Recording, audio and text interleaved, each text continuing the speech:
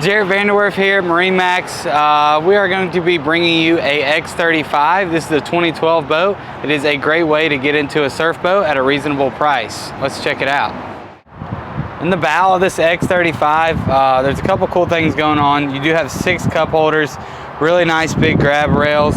And you see these front seats are contoured to you. And you do have armrests, but my favorite feature is this bow ladder here. If you guys do dock somewhere or beach the boat, you can get in and out of the front of the boat. It's really nice. You have 2 places to access entry of this boat.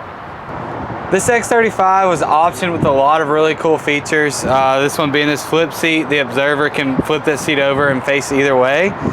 This is going to have all JL audio.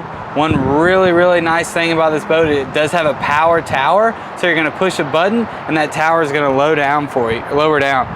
This boat has 355 hours on the 6-liter ILMOR. That is very little hours for a 2012. This is a really nice boat.